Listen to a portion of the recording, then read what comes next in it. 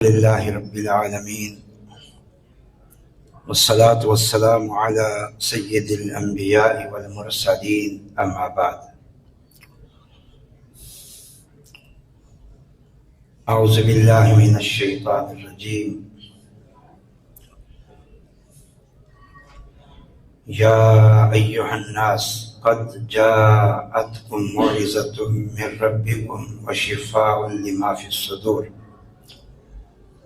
وَهُدًى وَرَحْمَةٌ لِّلْمُؤْمِنِينَ۔ آج کا یہ پروگرام پیغام قرآن اور طلباء میں تقسیم اسناد و انعامات کے سلسلے میں ہے۔ قرآن کلام اللہ ہے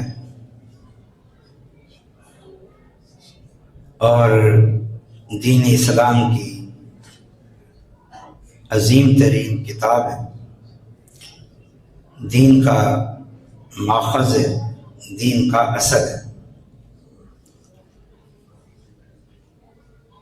ان دونوں اعتبار سے، کلام اللہ ہونے کے اعتبار سے، دین کا اصل اور ماخذ ہونے کے اعتبار سے، ہم مسلمانوں کا اس سے تعلق انتہائی قوی اور مضبوط ہونا چاہیے۔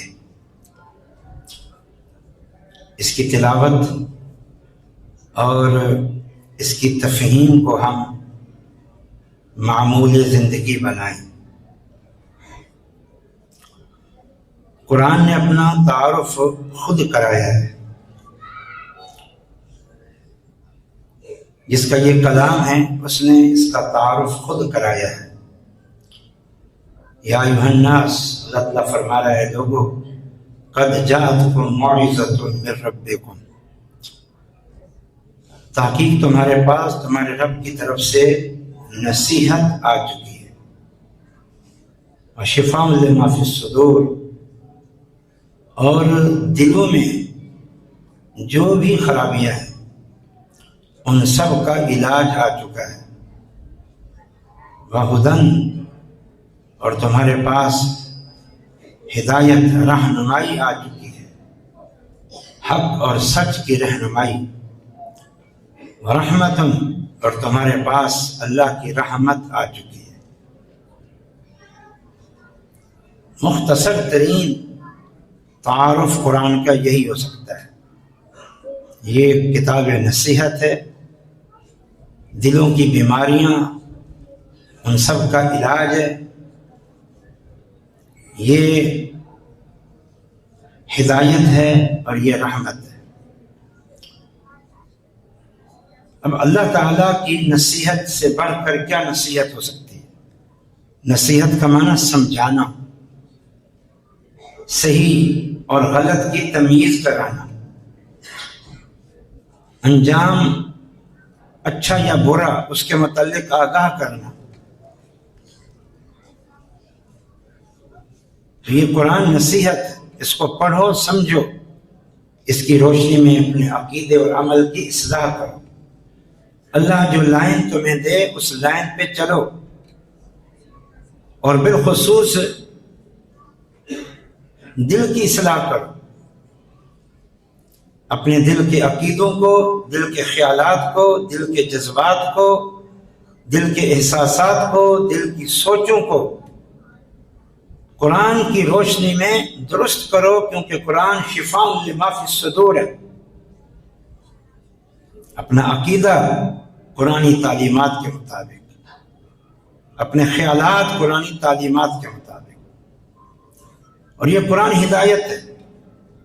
تم نے رہنما بنانا ہے، قرآن کو بناؤ، رہنمائی دینی ہے، قرآن سے لو، اور قرآن کی رہنمائی کو قبول بھی کرو، پس پش نہ ڈال دو۔ ورحمہ، اور یہ رحمت ہے اللہ تعالیٰ کی۔ تم چاہتے ہو کہ اللہ کا تم پر رحم ہو، تو رحم کے اور رحمت کے اسباب ہیں، رحمت کے حصول کے وسائل ہیں، اور وہ اس قرآن میں بتا دیے گئے۔ اس قرآن کو لو، سمجھو اس کی رہنمائی کو قبول کرو، بس اللہ کی رحمتوں کے وارث بن جاؤ۔ یہ قرآن کا مختصر ترین تعارف ہے۔ اس کو سامنے رکھو، پھر اپنا محاسبہ کرو، قرآن سے ہمارا تعلق کس قدر ہے۔ نمبر 2، قرآن کا اہم ترین پیغام یہ ہے، وَمَا خَلَقْتُ الْجِنَّ وَالْإِنسَ إِلَّا لِيَعْبُدُونَ۔ اللہ تعالیٰ نے قرآن میں یہ پیغام دیا ہے، یہ حقیقت بتائی ہے، اس حقیقت کو آشکارا کیا ہے، یہ عظیم علم اور خبر دی ہے ہمیں ہمارے متعلق کہ لوگوں تمہاری تخلیق کا مقصد اللہ کی بندگی ہے۔ تمہیں دنیا میں بھیجا گیا ہے کہ تم یہاں رہ کے اللہ کی بندگی کرو۔ اس بندگی میں عبادت بھی ہے، جسے ہم عرف میں عبادت کہتے ہیں، اور اس بندگی میں زندگی کے جمیع معاملات میں اللہ تعالیٰ کی رہنمائی کو قبول کرنا، اللہ تعالیٰ کی ہدایات کو قبول کرنا، اپنے اوپر نافذ کرنا، اللہ کا مطیع اور فرما بردار بننا، یہ بھی ہے۔ یہ تمہارا مقصد حیات ہے۔ اس کو دوسرے لفظوں میں یوں کہا، ان الدین عند اللہ الاسلام۔ یہ قرآن کا پیغام ہے، ایک عظیم حقیقت ہے کہ لوگوں، اللہ جو تمہارا رب ہے، جو رب العالمین ہے، اس کا پیغام یہ ہے، اس نے یہ حقیقت تم پر واضح کی ہے کہ اللہ کے ہاں ضابطۂ حیات، دین یعنی ضابطۂ حیات، دین یعنی نظام زندگی، دین یعنی طریقہ حیات، وہ صرف و صرف اسلام ہے، مذہب اسلام۔ اگر چاہتے ہو اللہ کے بتائے ہوئے طریقے پہ چلو، اللہ کے دیے ہوئے نظام حیات پہ چلو، تو یہ دین اسلام کو تھام لو۔ یہ قرآن کا پیغام۔ وَمَنْ أَحْسَنُ دِينًا مِمَّنْ أَسْلَمَ وَجْهَهُ لِلَّهِ وَهُوَ مُحْسِنٌ وَاتَّبَعَ مِلَّةَ إِبْرَاهِيمَ حَنِيفًا۔ اللہ تعالیٰ فرماتا ہے، اس شخص سے بڑھ کر بہترین منہج حیات کس کا ہے، طرز زندگی کس کا ہے، جس نے اپنے آپ کو اللہ کے سامنے جھکا دیا اور ملت ابراہیمی کی پیروی کی۔ ملت ابراہیمی جو توحید پر قائم تھی اور اللہ کی اطاعت پر قائم تھی، اس سے بڑھ کر اچھا دین اور بہترین منہج حیات کس کا ہے؟ یعنی کسی کا نہیں۔ زندگی ہم نے گزارنی ہے۔ اگر اچھے سے زندگی گزارنا چاہتے ہو، بہترین زندگی گزارنا چاہتے ہو، تو پھر اپنے آپ کو اللہ کا مطیع بنا دو، اللہ کا فرما بردار بنا دو۔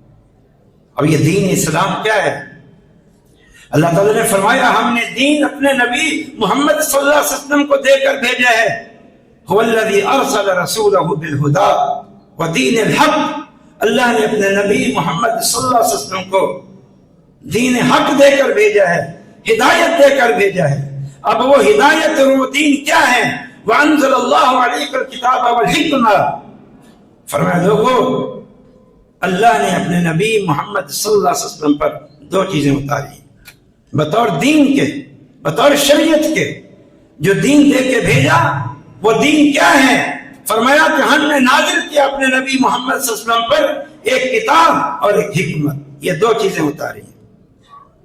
دین کا ایک حصہ قرآن کی صورت میں، اور دین کا کچھ حصہ قرآن کے علاوہ تعلیمات کی صورت میں، جس کا نام حکمت ہے، جو سراسر دانائی کی بات ہے، سمجھداری کی بات ہے، حکمت کی باتیں ہیں۔